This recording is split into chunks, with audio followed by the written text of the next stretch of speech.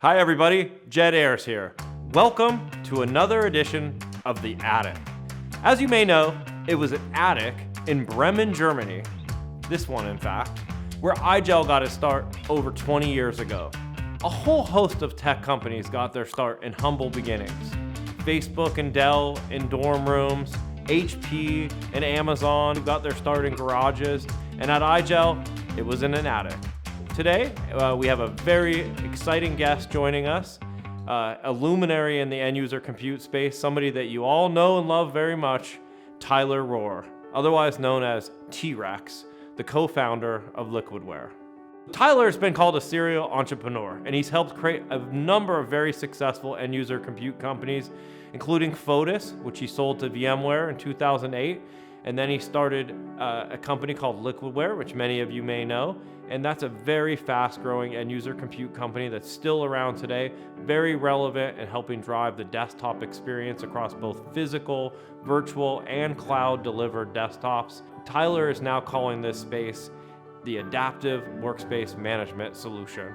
But of course, Tyler's story is much bigger than EUC and technology, and that's what we're excited to bring to bear today. We're going to talk about his origin story, his leadership style, and a whole lot more. So please join me in welcoming T-Rex Tyler Rohrer to The Attic. Well, Tyler, welcome to The Attic. It's awesome to have you here today. Thank you so much. We're looking forward to a great conversation with you. Well, it's great to be here. It's the first day of spring, or at least it feels like it here in Maine. You know, we're a 4-hour walk from Canada and the snow's melted, so let's get going. All right. Well, we all could get out and use a little bit more sunshine and walking. Well, we're here on The Attic, and of course, we do like to talk a little tech, but let's start with, how the heck did you get the name T-Rex?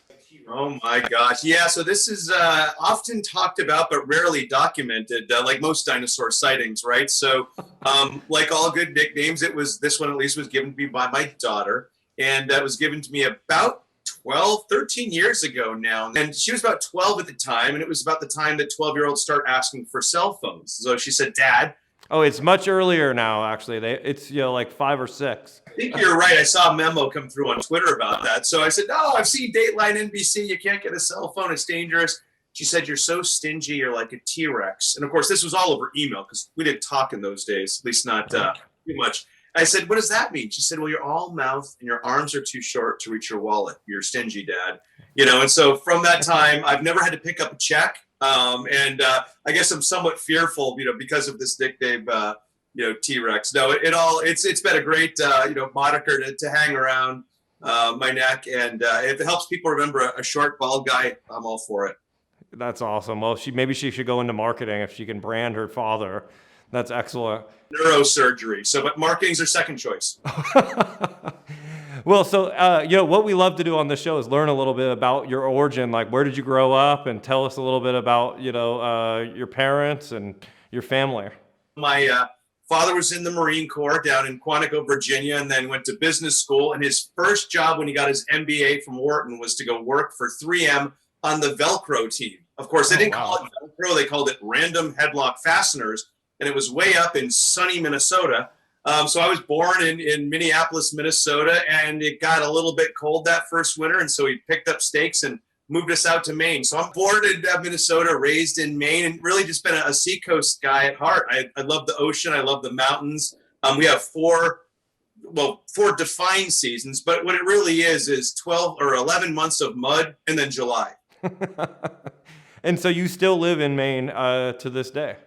I do, and you tell people you're from Maine, and so they kind of look at you cross-eyed, like, you must work at LL Bean or be a lobsterman. But it's about 45 minutes north of Boston, Massachusetts. So there's civilization, there's broadband internet, and a whole other bunch of acrobats. But it's been a great place to actually conduct business, and with everything being virtual in the past year, I found myself on more international calls. It probably was the same for you. Oh, absolutely. Yeah. So tell me a little, sounds like entrepreneurship runs in the family. Tell me a little bit about your, I read your bio in terms of what you did before you got into tech. It sounds very similar to me. I grew up in a small seaside town on the other side of the world, but it sounds like you started your own business, and I'd love to hear a little bit about your early days before tech. I think it really comes down to I just naturally had a curiosity about the natural world, and growing up, in a seacoast or near the seashore certainly, fuels that. And so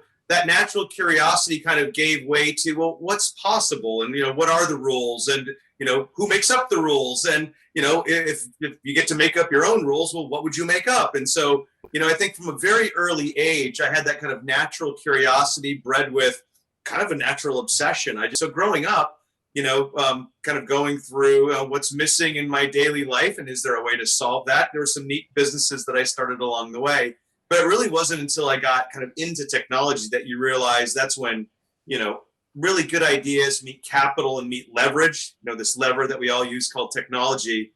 And I mean, I really can't imagine it playing out any other way, but it did start probably like you from those humble beginnings, You got to tell our audience about your first business as a rickshaw. Oh, gosh. I mean, this just sounds like your ability to engage with people, talk with people, your kind of entrepreneurial spirit. I can just only imagine you biking people around. We almost went broke the first month, and I'm going to tell you why. So here I was as an 18-and-a-half-year-old entrepreneur, hiring 20 and 21 and 22-year-old, workers to hire these bicycle rickshaws to take folks around this really interesting seaside town called Portsmouth, New Hampshire, which is actually exploding. It's north of Boston. Yeah, I've been there. Postcard perfect. I love this place. And so the problem was that my guys would sit around on the bicycles, just chatting up girls and, kind of having social talks. I said, I'm going to go broke. They're not driving anyone around. So I flipped the model. I said, you're now going to rent the bikes from me for $50 a night. I don't care if you take anyone around or if you take everyone around, it's yours to keep. And immediately I had a stable income, was able to plan futures, some marketing. But no, it's just one of those original lessons learned. I think probably like you, I only learned from my mistakes. I hardly ever learned from my really good ideas, So I don't know, maybe it's a lesson learned. I saw that the rickshaw went to a trolley. So how did that happen? You eventually went to fueled vehicles. Yeah. So, I mean, again, this is one of the benefits of living in a small northeastern town. I lived in a town called York, Maine. Portsmouth was about 8 miles away. And I had to drive through this other interesting area called the Kittery outlet malls, which at the time were just exploding with new retail outlets. So J. Crew, Brooks Brothers, Dance, Lululemon, I mean, you name it. Actually, I'm not even sure if Lulu was around then. Lulu might have come a little later. But, the Gap. And so I said, my gosh, there's people everywhere. They need someone to take people to all the doors of all the stores. And of course, I remembered, well, gosh, these airport shuttle buses are kind of cool, but wouldn't a trolley be even neater? And so again, I took a little page from San Francisco, your home Bay Area there, and it really, people just really gravitated to it, and that was a neat business to start. A lot of lessons learned there too. Tyler, obviously it sounds like you had your ups and downs in high school and college, but you obviously had an entrepreneurial spirit. There was something inside of you that sort of thought you could go create a business at a very young age. What was that? Well, I mean, there's a bunch of lessons that I learned in high school, but I think probably the one that sticks with me was that all knowledge is provisional, meaning that, when you really get down to it, no one's smarter than you are. And even if they are, so what? What good does it do you? And so I think I took that natural curiosity and said, well, gosh, if there's going to be a set of rules and I'm able to contribute to them, wouldn't this be a neat way to make a living? But it wasn't without, some mistakes. Obviously you have to learn the structure and the rules in which you operate. So, really with the segue from high school to college and having gone from detention to then being asked to take a little bit of a break, I guess the instilling notion was anything's possible. And so, go for it. Well, tell us about what is one of your biggest failures that you had. I'd love to hear that. Oh my gosh. Well, I had a catastrophic home run, off the wall failure in right after the successful divestiture of Fotis to VMware. I made the mistake of investing in a sports bar. It was actually a potential chain of sports bars. And I think anytime someone comes to you with a business model that involves cash, 20-year-olds, and alcohol, you should immediately thank them for their time and turn around and walk away. I did not. And so I found out real quick how to lose a few $1 million. But, quite frankly, after you eat a couple slices of humble pie, you're a better entrepreneur on the other side. You have more latitude, for other people's mistakes than I think I had in the past. and you're certainly more easy on yourself, because again, how many nights can you stare at the ceiling going, how dumb can you be? So when we saw some of your headshots and your body shots that we sent over, glamour shots, you didn't look like a short, bald guy. You looked like a real handsome guy, your dog and your truck and your flannels. But I noticed you had, maybe it's your rebel side, you had a tattoo on your arm. I couldn't quite make out what that tattoo said, but I'm guessing, knowing you, there was some good, deep meaning behind it. Would you share with us what that was? Yeah, I'd love to. It's actually a tattoo that I designed myself, and it says ad astra per aspera, which means to the stars through the thorns, which loosely translated means if you want to get to the good stuff, you got to go through the tough stuff. Jed, I got that tattoo after going through a pretty rough time, after I lost a ton of money in that one venture. You carry a lot of that on your shoulders. And so I decided, part of me being a rebel and part of me wanting a tattoo, it was a great message to have that reminds me every day that the only way out is to go straight through. And I tell you what, there have been more times in life that maybe there have been some bump in the roads or a detour that I didn't see coming. And you look down and you tell yourself, the only way out of this is to go straight through it. And I don't know, for me, being a short, bald guy, it's nice to have a mantra you can refer back to from time to time. Yeah, the instruction manual for life is right there on your arm. I love it. I just wish I was taller. I'd have more room. Well, that's classic, Tyler. Thank you for sharing that. Well, one thing I've always appreciated about you is like your sort of humor and humility, but I'd love for you to describe kind of your leadership style for the audience. Hire smart people. Hire people that are truly smarter than you and let them be. I mean, that's the magic formula. If you hire people that are smarter than you, but then tell them that you're smarter than them, that never runs its course very well. So I would say from a management style, Jed, it's hire smart people, empower and enable them to truly do what it is they do. Again, no one knows the rules. Everyone's got this intrinsic, I think, gene of curiosity and creativity. And I think a true leader unbridles that. It unleashes that. Wouldn't you agree? Absolutely. Well, I always think back to like, where have I done my best work? And it's always around a manager or a leader who empowers you. It doesn't micromanage you. Helps you conceptualize what an amazing opportunity you could chase after, and then gives you the right tools and freedom to go do it. Right. That to me is usually how. And if that works for me, I assume it works for other people. We have a lot of parallels in life. You started a trolley business. I started a wine tour business. I saw you had beach rentals, and you started with $500 and built up a big vacation rental business. And I started a hotel in my little small seaside town. So I have to ask you, because there was something that really struck me. At IGEL, I talk about the 3 Ps: people, product, plan. And I always start with people, because nothing great happens without people. And you got to have a good product, and then you got to have a plan, sort of speaking to what we were just talking about in terms of empowering people. But what struck me when I was watching some of your video was you have a 3 Ps, and it actually just is very similar to the IGEL 3 Ps. So I think about people, process, and products. For me, that's kind of the encapsulation, really. It's each one is magic in and of itself, but if you can combine them, and I think leverage them in a certain way, that's when you have a truly exceptional, organization. So, clearly people, decency, creativity, curiosity. We could go down these themes of like, give me your C's. To me, compassion, to me, those are the traits that I look for. Strangely, I don't look for pedigree.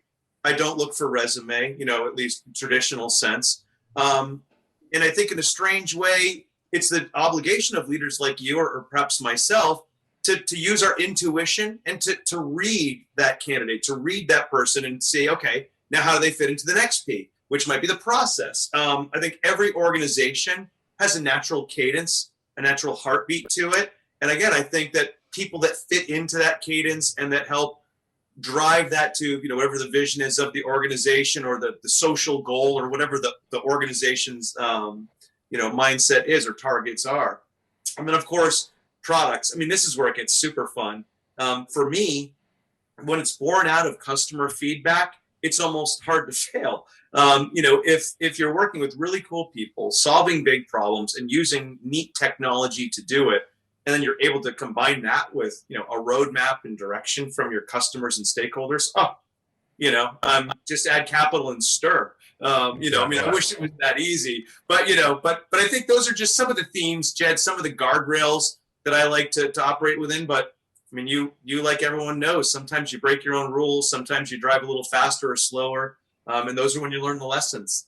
Right. Well, I love the sort of rebellious side that I see from T-Rex, and I have to ask you, because we saw it on your LinkedIn profile. You had that you were a detention 101 and I think a master Jedi, and then maybe there was something in there about getting kicked out of college for a year. So maybe you could talk to us about the rebel and the T-Rex rebel side. Well, I mean, the good news is that there's an old Linux hacker named Richard Stallman, and he actually used to say that hacking has a bad name. Hacking is actually playful cleverness. Playful cleverness. Nothing ill-advised about it. There's no malintent. It's just playful cleverness. Look what we can do. And so I guess I like to think of myself as a lifelong hacker. And so going through high school, I probably pulled every prank that a growing boy should pull, at least in Southern Maine, which was probably a good thing. And the same thing in college. I mean, I got to this brand new domain where there certainly aren't any rules. There certainly are a whole new layers of curiosity that can be explored. And that's when playful cleverness, has its best chances of success, I guess. And to be frank, when I was asked to take a break from college, I wasn't actually kicked out of college. I was actually denied campus housing for a semester. So it was kind of their loophole for making me take a little bit of a time out. And I went down to a neat business school called Babson. My roommate didn't show up, and it was there that I actually started the trolley business. So, never look a bad decision or a bad luck in the eye. Yeah, exactly. Make the best out of it. Well, let's talk about how you pivoted into tech. So how did you go from trolleys and bicycles and vacation rentals into the strange and dark arts of end user compute? But when I started that trolley shuttle bus business, I had nothing to do in the winter time because it snows up here with the trolleys. So I sent them to Florida. I eventually sold them to the gentleman down in Florida, made a little bit of money, and decided I'm going to be a stockbroker because that's what everyone does when they get a little bit of capital under their belt. So after 2 years of losing just about all of my money and half of my clients, one day an interesting gentleman came in. I said, "What is it that you do? You've got 20, 30-year-old employees coming in. They're depositing thousands of dollars every week. You're clearly doing well for yourselves. They're driving these cars called Volvo and Mercedes, a little different than the Fords we drove in Maine."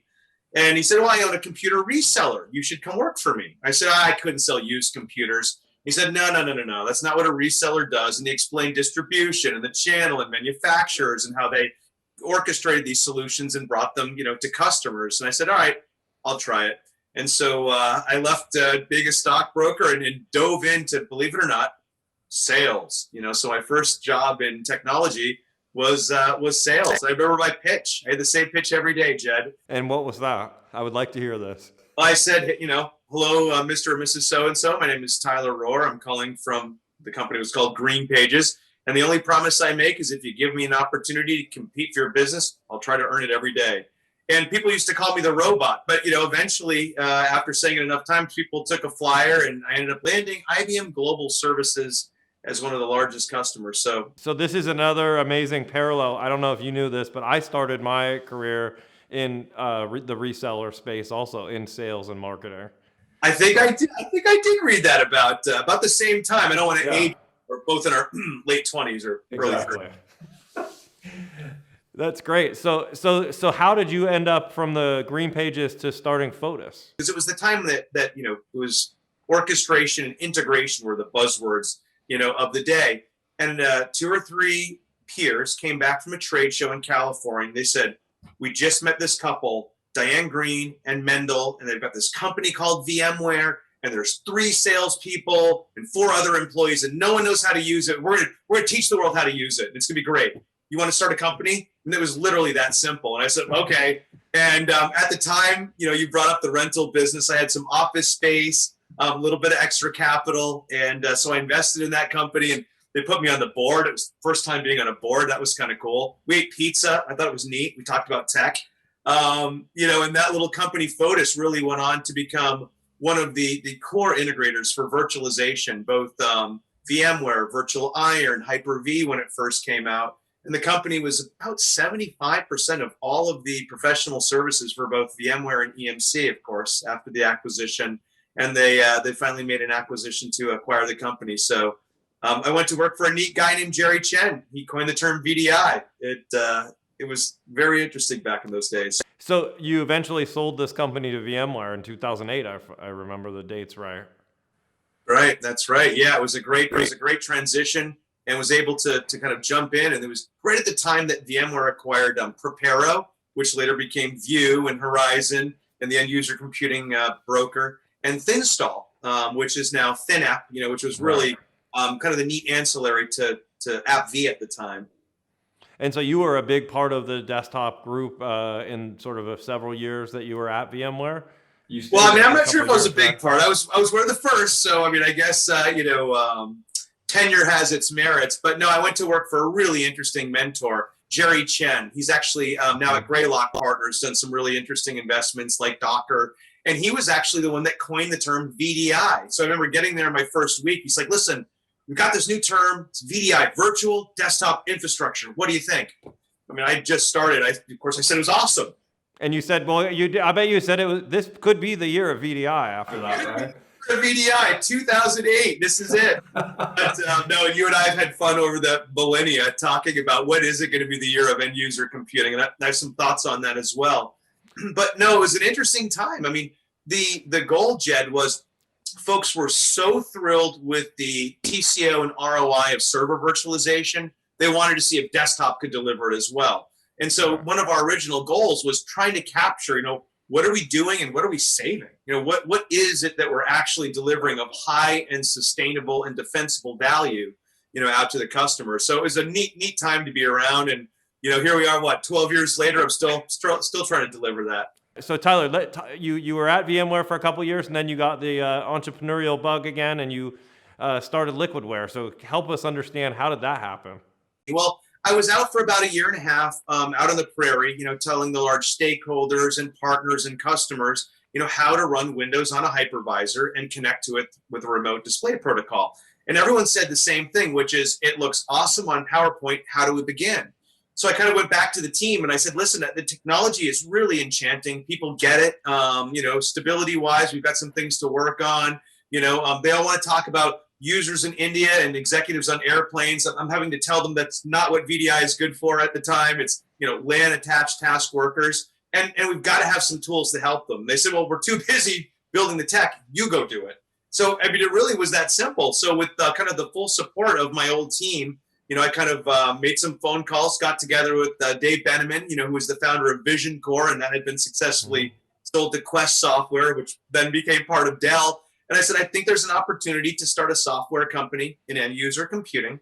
I want to be relevant before, during, and after the projects kick off. And I think there's a number of things based on what I'm hearing that we can help organizations use to onboard, and of course, like you, Jed, just a huge fan of the channel. And so the whole time I said, we've got to build this in such a way that the channel can consume it, because they're also orchestrating, the client operating system on the edge. They're orchestrating the hypervisor, the storage, the applications.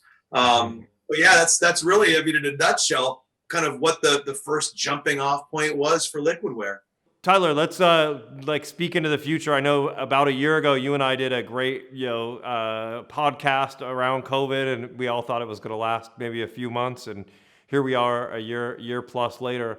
Tell me a little bit about how you survived it. What does a day in T-Rex look like today?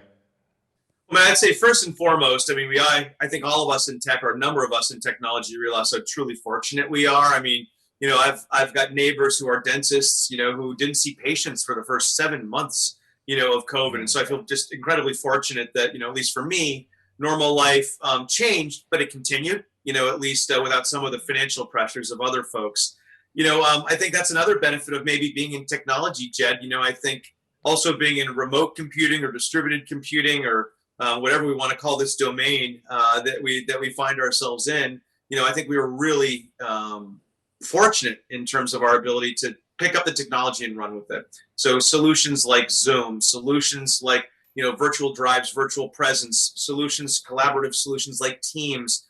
We were able to just kind of pick them up and go, with a very short runway. That wasn't the case for a lot of the customers that we work with. So personally, I went from 60,000 miles on JetBlue and Mosaic status and kind of knowing every airport, hack and parking shortcut. And I'm a burrito guy, so you have to know where every good burrito is in every major city. And if you quiz me on that, I've got an interesting one up here in Maine that no one's. You would never suspect good Mexican food anywhere on the East Coast, but if you can. Olas in Wells, Maine. You heard it here first. Don't sleep on it, folks. If you want to come to Maine and have a truly authentic Mexican meal, it's Los Olos in Wells, Maine, or maybe Dos Amigos in Kittery, but between the two. Okay, wow. I will try these. So tell me a little bit about, are you vaccinated? Are you going to start traveling again? Or how do you see the future looking for you? Yes. For all of us, I think it'll start small. What we're seeing right now are some of our team members are able to, go out and have smaller social gatherings, maybe, dinner type engagements or sport venues or some of the social things that we've seen. I personally cannot wait, to get back out on the road and start seeing folks. My first trip is actually, I'm doing a road trip. So taking a page, I've seen you post videos too about being on the road. So I'm going to do a road trip from Maine all the way down to Florida, some business in between. We do a lot in the federal government space, but then I'm actually going to see my sister down in the Tampa kind of Sarasota region. So I'm excited about that. What about yourself? Yeah, so I just signed up for my first trip to Texas in the first part of May to a sporting event and a crawfish boil. So who's going to pass that up? No one. And Texas has actually been a really great state for IGEL. We have a lot of the big hospitals in Texas, and so I'll be going down to Houston to go to a Houston Astros game and a crawfish boil. Oh my gosh, that sounds like fun. All right, well when you rub it in like that, I'll have to invite you up here for a little Maine. Have a lobster bake and teach you about some of our culture as well. That sounds great. Yeah, I would love to do that. So I guess, you're a very optimistic, high energy. Glass is always half full with you, or I think it's actually overflowing with you.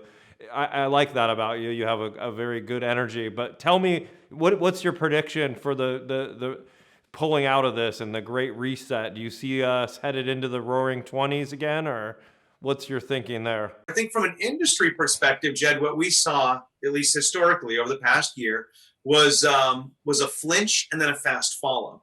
What I mean by that is the original flinch that we saw were those companies that had embraced some of the technologies that, our company, your company, our peers, our alliance partners had been evangelizing. They were able to very quickly and rapidly expand. So the good investments and decisions they made, they're able to kind of add, very quick, I don't want to say order of magnitude, but they were able to rapidly onboard users. They kind of had their momentum. Others flinched in a different way. They ran out to Best Buy and then figured out how to use laptops, plus VPNs and realized this ain't it. So what I think I'm seeing right now, are the sleeves are rolled up. People want to get serious about re-architecting their flinches if it wasn't done correctly. So I really think the next 18 months, Jed, are going to be a renaissance, a reimagining of end user computing. I think from the edge to the cloud to the data center, that triangle is going to be figured out. I think that new solutions like some of the collaborative solutions like Zoom or Teams will be, again, integrated in new and exciting ways, into those solutions. And then I guess, not overstaying my welcome, from a big picture perspective, I think I'm finally feeling the sigh of relief. I think people are realizing that with the vaccination, with the fact that most people did their part, in trying to keep us all safe and secure over this thing, that there is a normal. It might be a slight variation. What do they say? History doesn't always repeat itself, but it does echo, and sometimes it rhymes. And so I think that's what we're looking for. What's going to echo, what's going to rhyme from the past, and what from the past are we going to just abandon altogether? I'm not sure. Some of the shoulder to shoulder activities might be a little fewer and far between. Yeah, I agree. I mean, I think this has definitely taken a toll on human beings, and I know you're a very empathetic kind of leader. What do you see there in terms of how we lift people up coming out of this and bring their spirits up, and keep the Zoom fatigue and the sort of the ability to wake up every day with a spring in our step to help our customers or what have you. How do you see that? Because it feels like there's a human component to this, right? As we pull ourselves out of this. Yeah, and there has to be. I mean, I think, at least for the last few hundred years, the model of the world has been, accumulate, accumulate, and I think I actually am seeing, and this is going to sound corny or tacky, I think that the new mantra moving forward might be appreciate, appreciate. And it sounds small. It sounds like a small difference, the step from accumulation to appreciation. But that's certainly what I'm going to do more of, Jed. I mean, I'm 51 now, and I think maybe one thing that COVID taught me was, just like that, everything can change. It can change monumentally. And oh gosh, how lucky you are, to have come out of it how you are.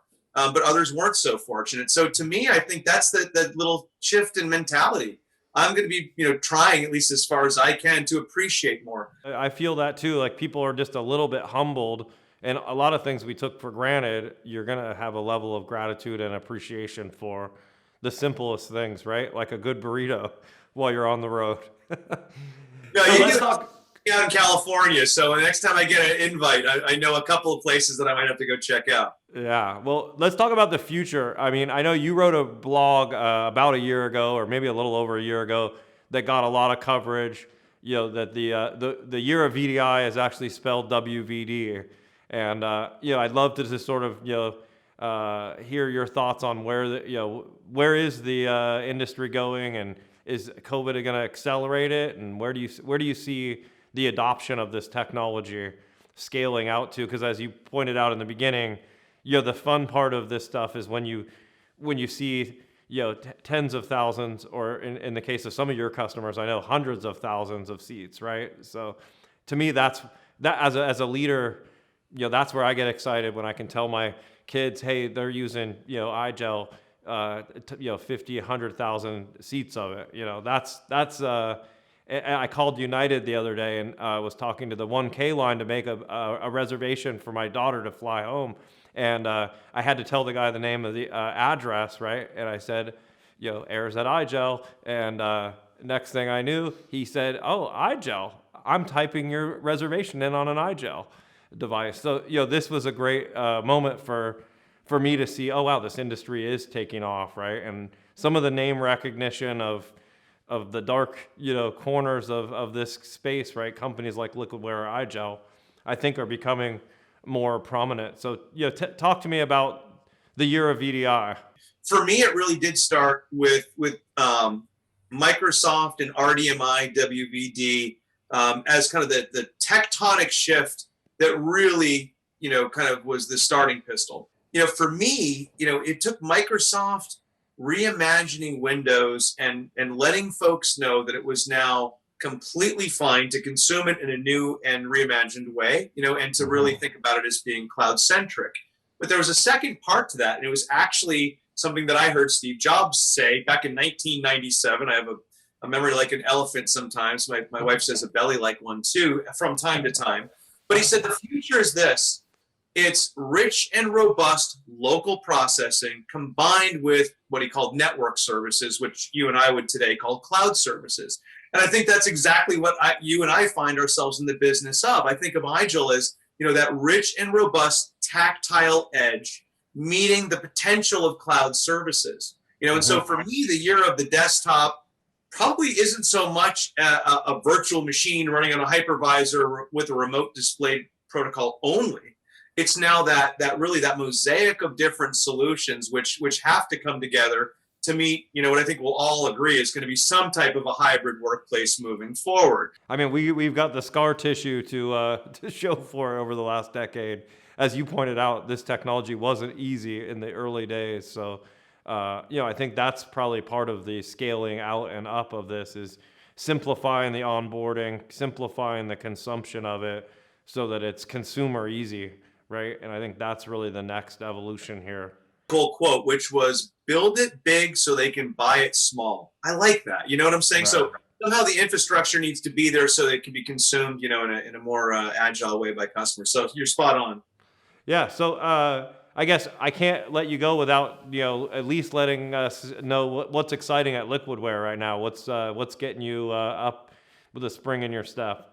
Oh, it's so much. I mean, I think it's all born out of the fact that, we had these two very interesting flinches. We have both large enterprise customers. You mentioned healthcare. I mean, we are seeing unbelievable innovation in that space. And I'm proud to say that a number of those most successful engagements are shoulder to shoulder with IGEL. So for that, thank you. And thank you to your team. Thank you to your partners. They've been just amazingly welcome, to us at Liquidware as we, said, hey, we've got some value to add in this conversation. And really from that kind of before the assessment use case all the way through to onboarding and going to scale, it's been wonderful. So I would answer your question by saying those large organizations that are adding scale, are certainly fun to participate in. The fast followers who are learning, from the architectures and the deployments and the engineers, who have done the initial work. But now I think what we're also focused on at Liquidware is what's next. What do we focus on after and as large organizations, begin to go to scale? And I think one of the interesting places that our focus goes to is how do we keep those users productive? We've done a lot of work on the architecture, a lot of work on the infrastructures, a lot of work on building it large so they can, buy it small. Now what? How do we make sure that those edge employees are, hyper productive? And so, with 1 billion folks now away from their IT staff, that's a mountain of work. So I think we'll be busy for the next couple of years, focused on that. But I think we want to get into that actionable side of the business, Jed. Yeah, that's great. I mean, I think that end user experience and that unboxing for the guy, wherever he might be working, of this technology, it has to be beautiful and it has to be agile, right? So as this technology evolves, as you pointed out, Zoom and Teams and WebEx, they're all iterating at a speed now because of the demand. And so being able to kind of keep in sync with that, the end user experience, as we know, they rise and fall on the whole success of these deployments, rise and fall on that, the experience that end user has. And I think that's where your product and IGEL's product, are super aimed at making sure that experience is consistent and perfect. Yeah, I mean, that's one of the things I've enjoyed hearing the stories of some of your large successful deployments. And, like you, it rattles the mind when you kind of drive by a billboard or a logo in a city. You're like, wow, 60,000 people in that office that are using an IGEL, Edge OS and maybe Liquidware to, help with their profiles or apps or user experience. It's flattering and you want to do it again. And so I guess that's why we get up every morning, right? Yeah, exactly. It's it's addictive. Well, I know you are very visible in the end user compute community. Everyone knows T-Rex, and it's a very tight knit ecosystem, I would say. And that's one of the fun things about this space, right? You never burn a bridge. I think you and I competed against each other for a couple of years, but always in good spirit. And I guess I'll just close with just saying, hey, if there's anything you want to share with the end user compute community, we haven't been able to get together the way we normally had, and shoulder up at Synergy or VMworld. So, if there's anything you want to pass along to all of the audience out there, we have a great following for the Attic. So I appreciate it. I mean, what a great venue. I mean, thank you so much for inviting me first and foremost. I mean, I saw that when I saw one of your guests was Mark Templeton, I said, oh my gosh, I'm gonna have to, iron my sweater and, get out my best jokes. No, but in all seriousness, I thank the community. I mean, really, my great ideas are nothing more than an amalgamation, a congregation, a cut and paste of all of your best ideas, really. I mean, I think that's how it all works, right? You combine your own intuition with lessons that both you learn and that others have taught you. And so I think that's one of the cool things, Jed, about end user computing is I jokingly say that we're all going to probably end up working with or for each other at least once. And every day we're all writing a page of the script. I mean, this is all being written in real time live. I mean, the old 25 years of Windows history, got fairly static, but there's a ton of neat, fun stuff we can all hack, playful cleverness, moving forward. And so I guess I would invite all of my peers out in the industry to, let's keep up that spirit of playful cleverness. What can we solve? What can we share? What can you teach? What can you learn? And with that, I miss y'all, and I can't wait to see y'all real soon. Yeah, well, Tyler, thank you so much for joining us today. It was full of funny stories and great jokes and some wonderful insights. So thank you so much for coming on. We look forward to having you back on and catching up with where the industry is going and all the innovation that you're driving. And until then, stay safe and be well. Thank you, Jed. Stay safe, everyone. Thank you for stopping by The Attic. We're really excited about some of the upcoming guests, such as the industry godfather and IGEL's new executive chairman, Bill Vechte. And there's a host of other influential leaders, lots of interesting perspectives coming soon on this video podcast. So please subscribe to the IGEL YouTube channel and you'll get all the alerts about when the next episodes will drop.